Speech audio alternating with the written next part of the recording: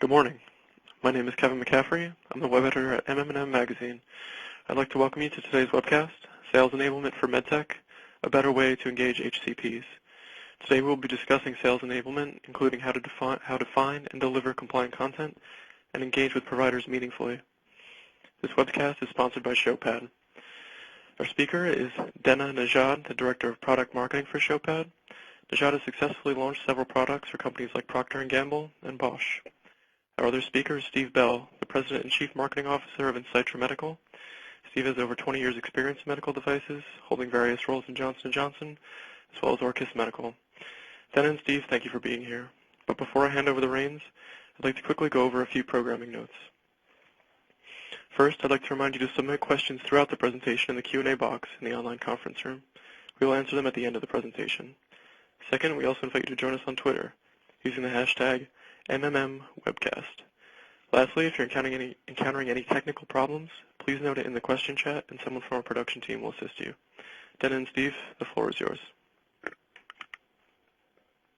Thank you, Kevin. Hello, everyone. Good morning, good afternoon from wherever you are in the world. Thank you for joining us today. Again, my name is Dena, and today I have with me Steve Bell. And as Kevin mentioned, he's the CMO of Incytra Medical.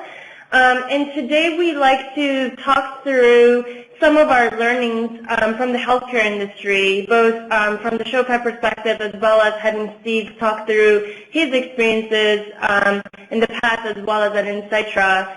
And we would like to highlight the challenges and how this environment is changing for you today when it comes to sales and marketing. As we've learned at Showpad here, the healthcare industry is changing quite a bit, and it's about the new experiences and everything that the patients are expecting today versus maybe 10 years ago. If you think about it, 10 years ago, going to a doctor was very different than going to a doctor today. Everything has become digitalized. There's new equipment. Things are expected to get done much quicker, faster. And the patients are growing to have these expectations of their healthcare providers. And technology is taking a big role in this change. We've learned from several different studies, for example, from Accenture, that 66% of U.S. health systems will offer digital self-scheduling by the end of 2019. I'm really excited about that, and I'm sure a lot of people out there are as well. We've also learned through studies like HRI and PwC that 86% of clinicians over the next 5 years believe that mobile apps will play a major role in doctors' practices. And this will very much change the way they do business, the way they provide services, and the way they interact with their customers and their patients. With that being said, the healthcare industry is highly regulated. This is no news to anybody. And even with its regulations in place, it's been reported that 35% of data breaches have been reported through the healthcare industry. And this is pretty huge, knowing how regulated this industry is. It makes us think that there's still needs for increase of control and how information is being utilized in this space. And all these changes really, they create a domino effect. So as I mentioned earlier, the patients are driving a lot of these changes. Their expectations are changing. We found out through studies that the number 3 item that's being researched online is about health and health data and health care information. And the patients are getting more and more informed about what they should expect of their health providers, what kind of data they should be given once they go and visit a physician or a hospital or whatever the case may be. And this informed buyer is really changing the way that organizations have to cater to the particular patient. And along with the patient expectations, the market is really changing as well. And Steve will talk through this when he talks about his experiences and how Incytra functions. But what we've learned that a lot of companies are merging in the healthcare space, and they're creating more and more competition along this industry, and they really have to up their game and make sure that they are delivering the best-in-class services to ensure that patients remain satisfied, and hospitals and the healthcare business remain profitable and ahead of the competition. Organizations are also changing. There's, as I said, FDA regulations are strict, but due to all these technology change and the patient expectation changes, they're also re-regulating, updating regulation information to keep up with the changes that are taking place. And at the end of the day, healthcare providers are under a lot of pressure to make sure that the healthcare relationship with the patient is solid and strong, and make sure that their customers are satisfied. But now take a step back and think about all these changes taking place, and think about a sales rep or a marketing person within an industry that's catering to the healthcare providers and how their lives have changed. We believe at Showpad here that the sales rep's job to sell to these organizations has become extremely difficult. They now have to not only manage a relationship between them and potentially a physician, but they really have to convince a committee of people to agree with what they're offering and the benefits that they're providing to have them make a purchase decision. And that's become very complex to navigate through. And at Showpad, we believe that it should be easier than that. At this point, before I go further into how we could potentially help, or how organizations are trying to manage this change and these difficulties, I'd like to actually pass it over to Steve so that he can talk about some of the challenges that they're facing at InsightSure, or maybe in his previous roles, and talk a little bit to those items. Steve? Thanks very much, Dana. Dana's absolutely right. It's becoming more and more challenging to sell and to market into the MedTech space. And InsightSure, being out there every day, had many of those challenges that we were facing. Besides the general business challenges, one of the key things that we had is about how we get information to the end client via the sales team in the most effective way. One of the problems you have is that the sales rep today has a very tiny amount of time to interact with the physician or the purchaser or the hospital purchasing group, and they've got to be very efficient in the way that they get information to those people. And the amount of information, it's not just product features and benefits anymore. People have to talk about health economics, clinical data, and much more complex things. So that's a real challenge of how you do that in a very efficient way.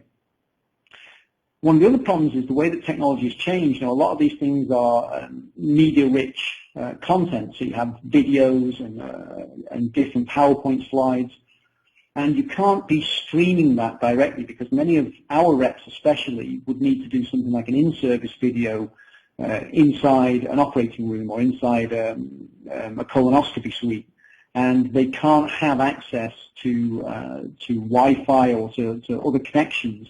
So they ended up being isolated, and if they didn't have the content right there with them and loaded it that day, then they would be left on an island. They would not be able to communicate the information to the team.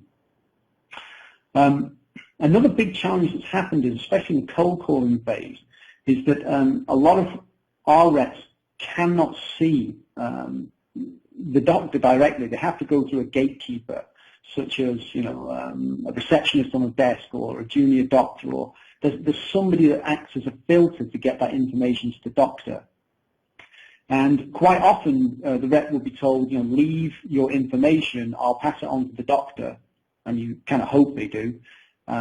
and the doctor will get back to you. And that's an incredibly inefficient way with a very low hit rate. We were finding that with paper, we were getting probably about 20% callback on a very, very lucky day. So that was a problem as well. The fact as well that there's just so much information, so complex, and trying to find and work your way through that information in a very fast and logical way as a sales rep was extremely challenging, and it was something that they kept feeding back to us continuously, that they needed a much more streamlined way and a fast way to get to the relevant data, to the relevant customer, the relevant stakeholder as fast as possible. So that again was one of the challenges. Finally, on top of that, because of the industry we live in, regulatory control is extremely important. And when you're dealing with marketing assets, and we're a small company, and we have at least 200 different marketing assets, that be brochures or flyers or videos. When you've got such an amount of documents and media assets out there, they have to be compliant. It has to be the right version at the right time. And versioning in the last couple of years has got so much faster. As new product extension comes out, new price list comes out, and all those documents are within our quality system as a logged document with a correct version. And then you end up with a pipeline of paper everywhere in our office, in our warehouse, in the rep's home, in the rep's car, what's in with the doctors. So versioning and document control was becoming an increasingly large problem for us that we needed to somehow get control back of that. And the problem with that is that if you end up, as has happened, you know, we all make mistakes, and on some of our documents we would make a mistake.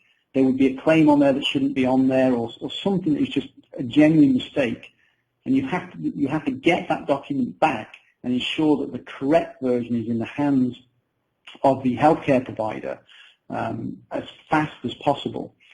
So that was another massive challenge that we were facing as a company, of how to do that, especially in what we were calling the paper age. So that gave us, you know, a lot of issues. There's nothing probably more important for the sales rep than time. Wasted time in terms of preparing, finding documents, organizing documents. You know, can you email me another version of the video because I don't know where I've put the last one? Can you make sure you send me a brochure? All these things drain time and mean that the rep becomes inefficient in the actual thing that you employ them for, which is selling. You shouldn't be having any sales rep wasting their time and effort on organizing data. That's a really big issue that we were facing, and we could see, talking to the reps, that they were spending more and more administrative time just organizing data, organizing information that they wanted to present. The other thing as well is if they're doing that and they've not quite got the right asset at the right time, they become ineffective in acting as a sales team. They're not providing the right data or the most effective data at the right moment to depending on now the ever-increasing complexity of stakeholders. That then leads to missed opportunities. And we all work on fine margins in the medical device industry as it is, and you cannot afford to miss an opportunity, especially a small company like us where we have vast territories and reps may end up driving for 3 or 4 hours to a call. You cannot then have them drop the ball in that call just because they can't find the right document at the right minute. That is just tragic for us, and it's something you can't recover from as a small company like us. So missed opportunities is something that we really had to resolve. I've already said that the risk of having the wrong information or a document that's out of date can be really problematic for us in the medical device industry. You've got to make sure that, you know, if there's a claim issue or if there's a recall or there's something where information has to be the right one at the right time, that introduces a massive risk to the company. And as a small company for us, like us, you know, we cannot afford to have those risks over 200 documents. Now, this is a really interesting one that we did. You have to ask yourself, you make all these beautiful printed brochures, which can be $1 to $2 per piece, and you hand them all out. Does anybody read them? Does anybody take them home? So what we did is we did a small survey at a major European hernia meeting, and what we did is we surveyed the surgeons and said, when you go from here and you take this beautiful shiny brochure away and you put them into your little Congress bag and you go back to your hotel room, and do you then take that back, do you take it back to your office and read it? And we were stunned to find that 90% of respondents basically said they get to the end of the week, they have about 5 kilos of paper, they're trying to carry on luggage, it doesn't fit in or it's too heavy, so they throw it in the trash. So we were finding that 90% of the materials that we were handing out would end up going into the trash. And that is a vast waste. Now, I will quantify that later, but that is an enormous amount of waste for many reasons, environmental, but also financially. And also in terms of a wasted opportunity, because the clinician cannot get the data that you're really trying to get to them and take it in a convenient way back with them. So we really realized that we've got to change something drastically if we want to keep up with the modern environment that we're working in, the modern challenges that we're facing. So one of the things we wanted to do was we started to digitally push content, and we did that through a mixture of kind of thrown together systems, either pen drives that people had, or they emailed some documents, or there was different syncing documents where they could pull stuff offline before they go into a call or when they're at home in the morning. And really it was in the right direction to head to digital, but it was a really bad way that we were trying to implement that. So one of the things that we decided was we wanted to go paperless, and we want to go paperless that we can deliver globally to all of our direct sales force and to our distribution partners. So that was a major decision we took. The other thing as well is that paper is incredibly boring. Sitting and reading through a brochure, even for any of us, is incredibly boring. A video or an animation is so much better, especially if it's an interactive animation, for example. So what we realized is that in the digital world today, people expect a much more interactive content, and you cannot deliver that in a paper format. So we needed some kind of interactive environment that would always be accessible, offline as well, so that we could make our data in a much more accessible and interesting way. At the same time, making sure that we've got version control, so that if we update or push a new video or a new catalog or a new brochure, literally the marketing team in Irvine can just press a button and we update everybody's system, and that's really important to us. The other problem with paper is the minute that you hand it over to the user, what happens? You lose control. You do not know what happens. So when we have these ladies or these gentlemen who were on the front desk saying, yeah, I'll hand that to the doctor, it's completely guesswork if they did or they didn't. One of the most important factors that I believe, especially with a marketing background, is that you can track content usage, and we really wanted to track content usage for several reasons. One is, did that person really pass it on to the right person? Not only did they pass it on, did they open it? And when they did open it, which pages are they interacting with? Which content that we push to them is actually interesting to them, so that we can make data-driven decisions about the assets that we make. So that was one of the challenges that we really wanted to overcome, and I'll explain a little bit later of how we did that. But I'll pass you back to Dennis. Thank you so much, Steve.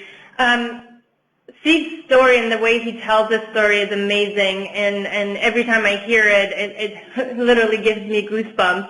But it's interesting. It's a story that we've heard over and over and over again at Showpad. So at Showpad, we work, and we're lucky enough to work with some of the greatest healthcare industries out there. We work with different subsectors of healthcare, MedTech, biotech, pharma, and any other sector, really, you name it. And this story keeps coming up over and over again, and the inefficiencies that these organizations face become something that we keep hearing, and therefore we think about how we can optimize our platform to help mitigate these issues. Steve mentioned this already in a very specific way for Incitra, but the time needed for a sales rep and the time they get with a physician or whoever they're pitching to is very, very limited.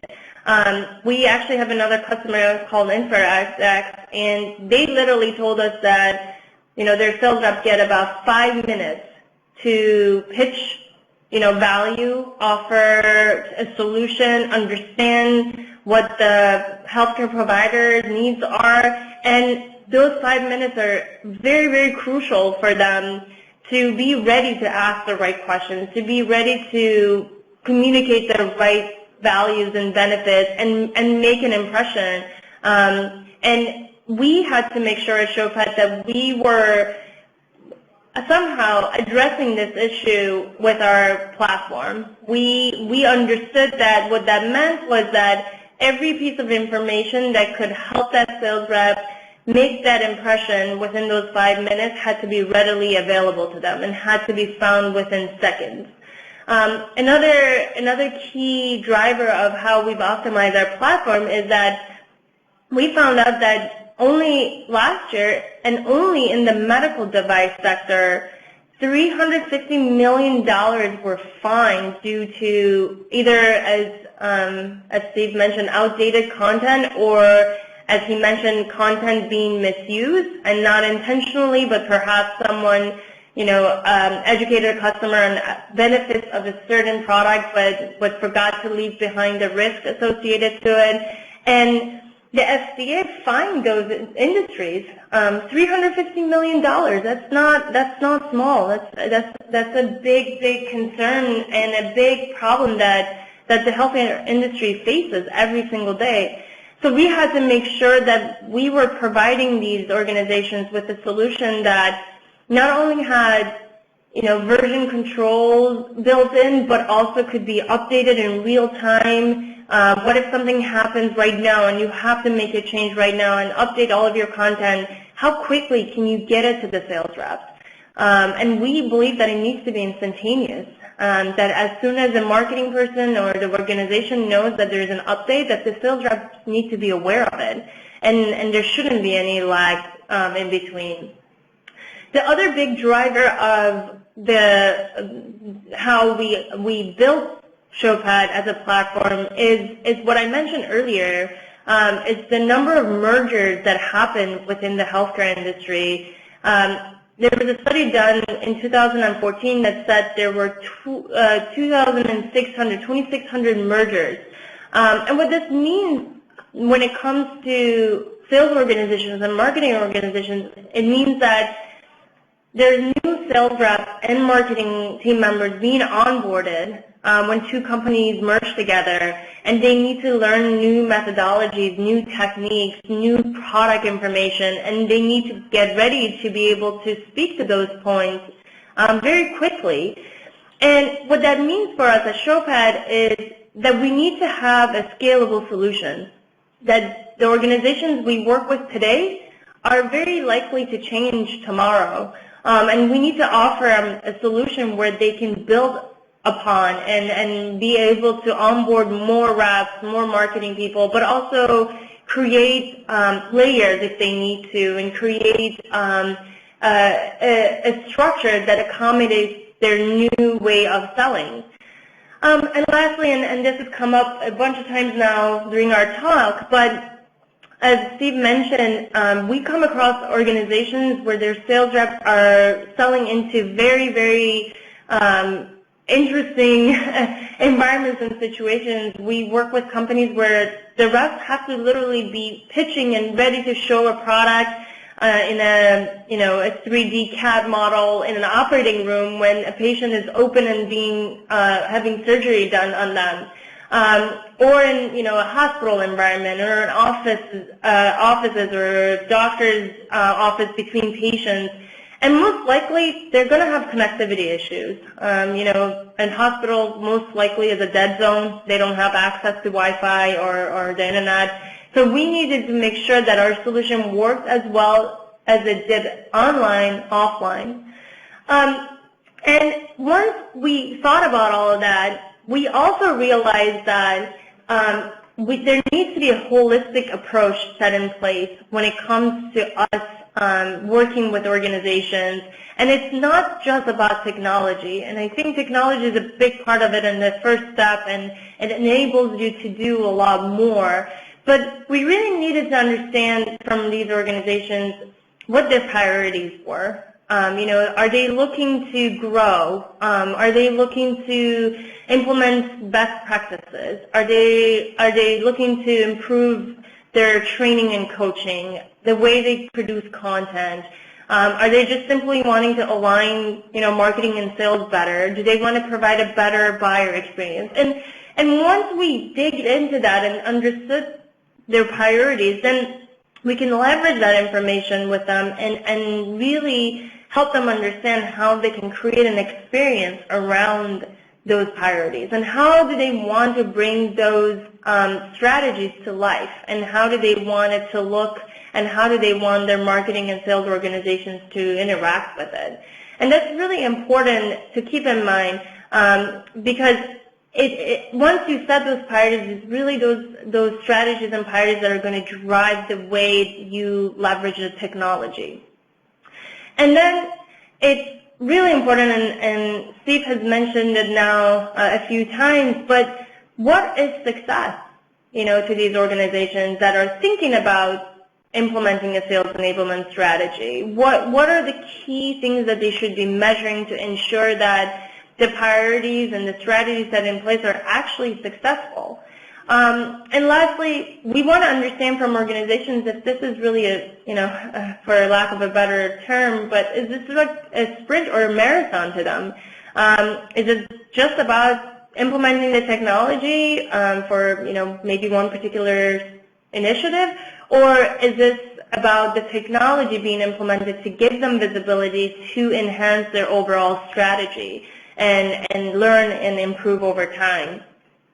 And with that, we really talked to organizations about 4 specific pillars that they should keep in mind and think about when they're basically implementing a sales enablement strategy. And the first one, and I think one of the most important ones, is thinking about context.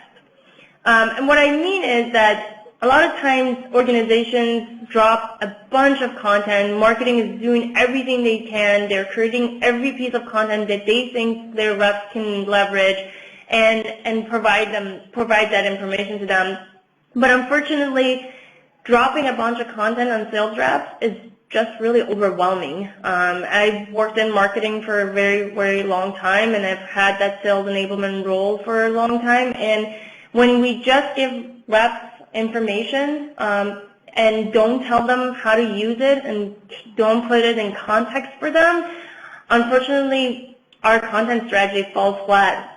We end up finding out that they never leverage it, or they never use it, or they only use the 2-3 pieces that they know how to use, and the rest goes to waste.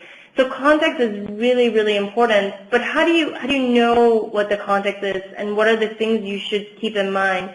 And the biggest and the most important thing is you need to understand how your reps are selling. You need to understand who they're selling to, who are those personas that they have to convince. As I mentioned at the beginning, the healthcare industry is changing, and the decision makers, the number of them are growing, and now sales rep have to convince a committee of people versus just 1 or 2 potentially doctors.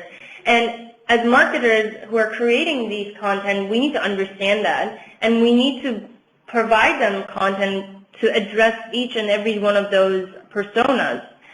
But we also need to understand what content can be leveraged at what stages of their selling cycle, and tell them what will make the biggest impact for which conversations. And then lastly, we need to understand, again, the environment they're selling to, right? As Steve mentioned, if they're in an operating room and have to advocate a certain value really, really fast, maybe videos or 3D images will work better than a PowerPoint, or a PDF document. So we need to keep that in mind and understand what is the context that our sales reps are selling in, and make sure the content is provided within that context. The next thing that needs to be considered and kept in mind is, okay, now you have all this content within the right context, but how do you make sure that it sticks, right? And reps understand how to use it and continue using it over time. And that's when it's really important to provide training and coaching in a fun, meaningful way where the reps are actually interested to learn. One of the biggest things we've learned is that providing reps with interactive content and interactive experiences, whether it's via video or a podcast or an HTML5 file, where they can really enjoy actually learning, it's really, really important. But organizations also need to provide these type of information in a way where reps can go at their own pace and learn as they need to, and learn when they have the time. We found out over time that 1 day or 2 day intensive training, it's great, but unfortunately the material, if it's not reinforced and not provided after the training in a very interactive way, the information is lost within days. So providing the information in a manner where a field sales rep, when they're on the road or on a plane on their way to see a customer, they can leverage it and learn as they go is very, very important. And then lastly, creating some sort of contest and building incentives around that contest is also a great way of encouraging reps to learn, right? It becomes almost very competitive, and we know sales reps by nature are very competitive people. So leveraging that type of strategy is also very important to make sure they learn as they go and leverage the information. And then, how are you going to measure, if these strategies and all your work is actually effective? You have to have a way to measure effectiveness, and before then, you have to have a vision of what is success. Making sure you benchmark yourself and take measurements before implementation. Understand, where you are today and where you want to be in the future, and have a way to measure those key metrics. Have a way of understanding how much of your content is consumed, around what initiatives the content is being leveraged the most, what training material has been consumed the most, and at what stages the reps are most informed, and also being able to tie that back into reps' performance. Understanding whether or not a certain training or a certain piece of content is allowing them to perform better. What are your top reps doing? How are they leveraging information? And being able to utilize that information to set best practices and inform the rest of your team so that they can also catch up and leverage some of those tactics to improve the way they're working and do better at what they're selling every day and improve. But how are you going to do all of this, right? Now you have the right content and context, you have training materials to help it stick, you have your benchmarks and measurements that you want to capture, but none of this is really possible without the technology piece. And this is what I meant at first. Identifying your strategies and leveraging technologies to implement those strategies. And with technology, you want to make sure that everything you've created is at your rep's fingertips, right? They have access to it within minutes. They can easily leverage the information to present, but also for you to be able to measure everything, being able to see what they've used, what they've leveraged, which pieces have had the most impact, which videos have been watched most, what they're leveraging in their sales conversations, and taking that information and over time improving upon your strategies. And having that visibility is very important because unfortunately, if you have the strategy and implement it and don't have a way of measuring it, it's really hard to say if something worked or not and how you can potentially improve upon it. I think this is actually a really good point, a good place for me to pass it back to Steve and have him talk through the implementation of technology at Incitra and how they've leveraged it in order to make some of their key strategies come to realization and how it's impacted their business. Steve? Thank you. I think,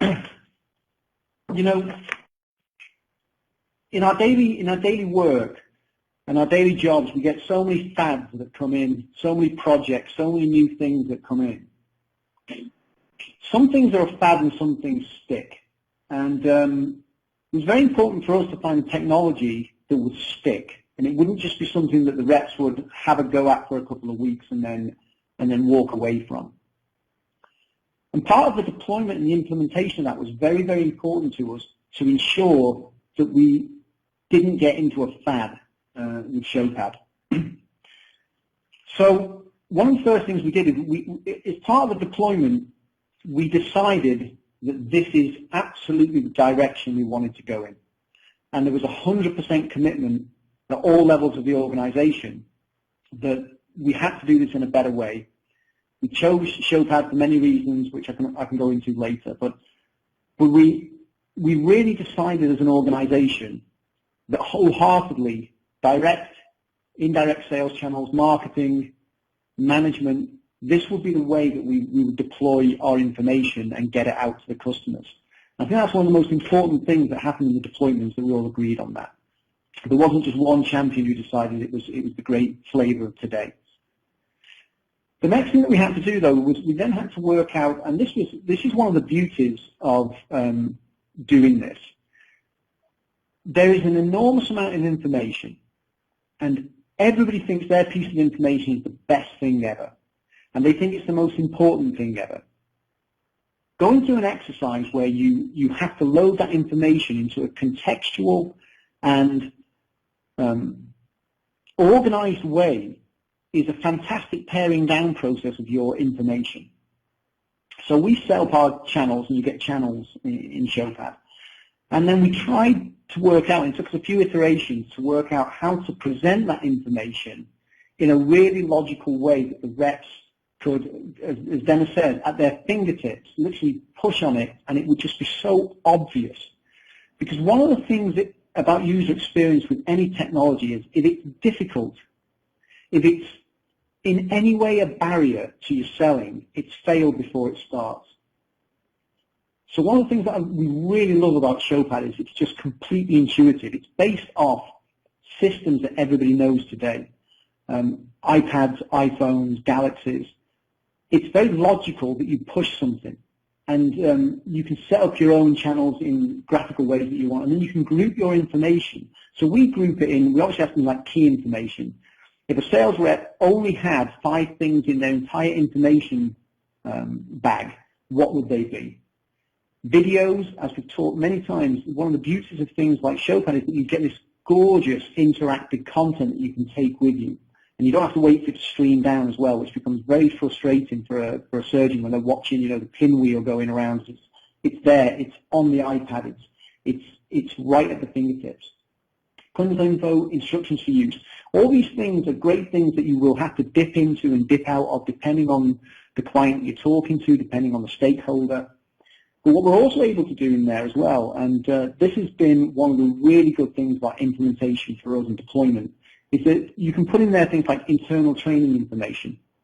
There's so much information, and reps can sit in their car 5 minutes before a call and go into the internal training and look at rep talk tracks. They can look at specific presentations that we have for that specific type of customer.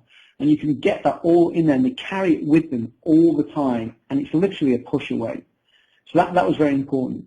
And the way we deployed this, again, is the entire marketing team bought into this, and everybody in the marketing team is able to collaboratively upload content and drive content in this. So it's not just that you've got one person who is tasked with doing this. It's a collaborative way that the entire marketing team, and we actually now have the sales managers, able to upload and push information out instantly to the sales force. So that's been really important to us.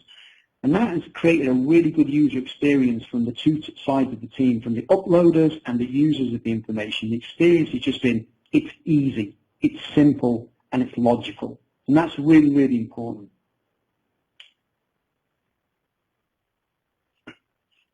Kind of the magician behind the curtain part of this, which I think is really, as a marketer, is so phenomenal, is that there is a set of analytics tools that the marketing team can look at. And you can look at the way that your content is physically and actually used. You can get feedback on what is good and what is not good. And you can look at the way that users, timing-wise, interact with content. And this has just been phenomenal for us. I mean, really phenomenal for us. You're able to completely understand how your marketing assets are going out there and being used. Why is that important? Sales numbers are only a lagging indicator of success. You can only look at the sales number after the event. All of this data now gives you some of the most important leading indicators. You can see at which rate your content is being pushed out to the clients. You can see at which rate your content is being picked up by the clients, opened and interacted by the clients, and that be the surgeons for us, or the doctors, or even the purchasers. And we can specify and drill right down into this information.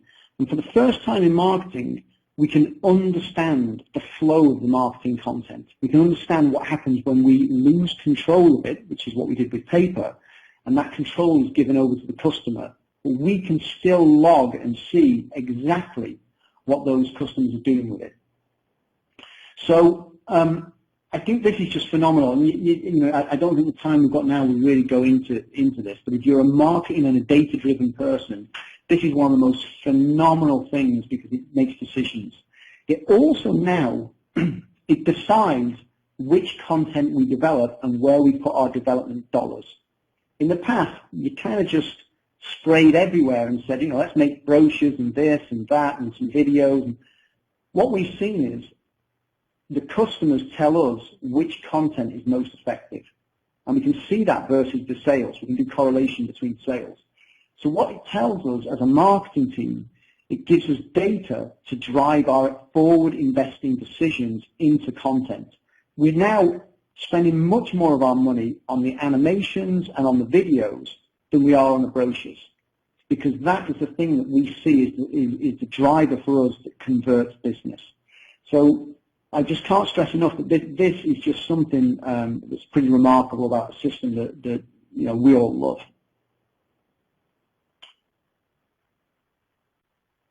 At the end of the day, it's got to do something. You know, again, we all have limited investment dollars in our business, and you've got to make sure that your return on investment is really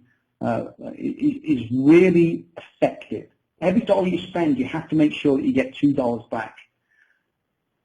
One of the things that we looked at was using those data analytics is to look at correlation between the leading indicator of usage and asset usage to sales.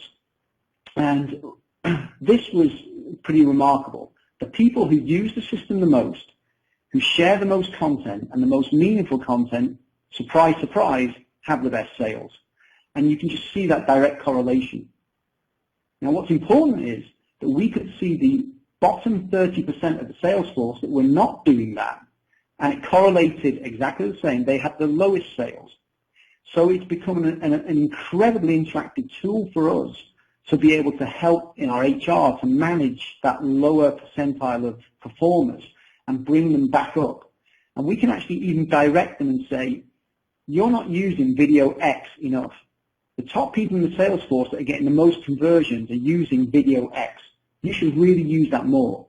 And then their managers who can get access to the analytics can help to make sure that they're following that plan of using the right marketing data to get the results. And we've managed to get the pack into a much tighter grouping in terms of success and sales. And at the end of the day, that's really what it's about. The other thing is we're also, this customer engagement is important. We've wasted so many dollars in the past by giving marketing collaterals that customers are just not interested in, or it doesn't impact their purchasing decision. Through the customer engagement, we can absolutely see right now which page they look at, what's important, which data on that page is important. Is it the clinical piece? Is it the pricing piece? Is it the opinion leader testimonials? We can see directly where they spend most of their time on it. Risk and compliance, we've had so many times in the past where we've had to recall a brochure just because there's a printing error or there's a wrong CE mark or a wrong document number on it. Since we've employed Showpad, we've not had any of those costs anymore. So that's been really important for us, and our QA/RA team absolutely love this because they can implement those document changes so fast, almost instantaneously. You can push a message out to the team and say, hey, you need to update that document, and it automatically updates for them. They just literally press one button and it updates everything, which has been really, really important. I think if I was to, can I put a dollar value on? I say $100,000 here. That's our estimate, and it's a pretty good estimate, of the dollar saving that we've made in 2015 by moving from heavily wasted paper to moving to the Showpad content system. We did a calculation. We looked at the number of brochures, the amount that have been thrown away, the amount of scrappage and usage, and I shared with Dana that some photographs of we had a piece of our corridor just full of outdated brochure boxes. This all has massive dollar value, and for a small company like Incitra, $100,000 net saving is really important because that means that we can convert that cash into direct customer-facing actions that really drive the business. So yes, I think that was really important. But the other thing is we even had 100% sales adoption. And what I mean by that, you always have laggards in your sales force, the people who really don't like even using email. But because we went completely paperless, there was no way that they could do anything but use Showpad. And the interface and the way that it works is so intuitive and so easy. If you can use an iPad, you can use Showpad. That we got 100% sales adoption. And I guarantee you now, if you were to phone any of our sales reps and say, we'd like to take Showpad off you, they would go insane because they see this absolutely as a tool that drives their direct commissions. So, yeah, 100% sales adoption has been just phenomenal for us. I think the best practices, there's a lot that we learned. There are some methodologies within Showpad, the way that you tag content, the way that you load content, the way that you put content in channels. And as marketing and salespeople, we always like to come up with our own cool system. And even we thought that at the beginning, but what we soon realized was that the team has spent a lot of thought on doing that in the right way. And one of the best practices, if you do take on Showpad, follow the advice of the way that they tell you to tag content and to create the channels. That's really, really important. The other thing for the best practices, again, is, Dana mentioned it before, one of the beauties of this is you don't do a one-week course on how to use Showpad. What you do is a basic instruction, and then you let the team play with it. And it feels so much more like playing to them than it does, learning. And they learn on the fly, they learn through experience, They learn through interacting with the content, and that's a really important way for learning. You know, adult learning seminars have said that it has to be fun, it has to be enjoyable, and this has definitely been one of the things we've seen. We did not need to do a giant one-week training course on how to use the show pad, and that's really important because that's all time off the field for the sales team, and nobody wants that anymore. You've got to make things very easy and simple. So that was one of the great things that we found with ShowPad as part of that. On the other part of the best practice as well, it's just in terms of getting the team into the habit of creating content that's going to be perfect for ShowPad. That's one of the other things that we learned. First of all, we just loaded up the content that we had. Then we went through the process of paring down that content. And then we went into the next phase, which is probably the third phase of it, which is we went into the phase of designing content that was much richer to be used on ShowPad and would get even more sales from it. So that's part of the things that we've learned with ShowPad. I think this slide for me sums it up. So one of the tests that I have for any technology, and you know, anyone who's dealt with a sales force knows they've got a lot going on, and a lot of them do not like all of these new things that come in. One of the tests is I gave ShowPad to my 12-year-old daughter, and I basically said, show me and tell me about hernia. And she was able, very fast, because she intuitively knows how to use an iPad, she was able to use it. So I had a 12-year-old able to detail me an inguinal direct hernia within 5 minutes of picking up the system. And that is a really, really important metric for me, because if they can do it, then there's basically no excuse for any of our sales team not to do it. And that meant that the barrier to entry technologically was very, very, very low. And you know, she did it without training, so anyone can really do it without training. So yeah, so we've had a phenomenal experience with ShowPad so far. It's given us a really good ROI, and I think the acid test is if we tried to take it off our sales force now, there would be literally a riot. So I'll hand that back over to Dana. Thanks, Dave. I love that story about your daughter. It always makes me smile. So as Steve mentioned, you know, we've been sharing a lot about, you know, what are the challenges, what are some best practices, how could you enable your team? And at this point of conversation, a lot of organizations, you know, ask, where do I start? You know, do I need to perfect my content? Do I need to, you know, get there and do a bunch of research and understand what's going on before I can do anything? And the answer is no. You should start where you are exactly today. And we say this to our customers and to our prospects because you want to leverage what you have today. You don't want to do any additional work beyond what you've got today. And you want to bring that into your content, your information, into the ShowPad platform to gain visibility, to understand what's working, to understand what's not working before you go ahead and make a lot more investment in changing your strategy. And what we like to tell our customers is that, you know, selling is happening right now, and to provide something to your sales team that will better their experience and even surface the already existing content that you've got is better than not doing anything at all. And what you want to do, again, you know, keep track of that strategy and the learnings, and over time, quarter over quarter, iterate and make your plans better. And this will only lead to improvements.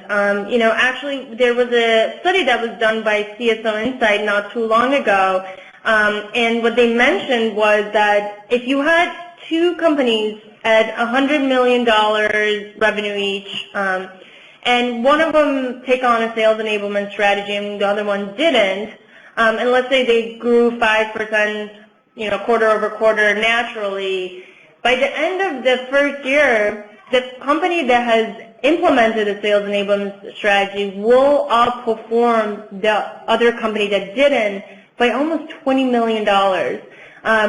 This is 20% of their base revenue line, and it's huge for organizations to think that way and to realize how with a simple strategy that you can iterate and grow over time, how you can enhance the performance of your organization and grow tremendously and beat out the competition.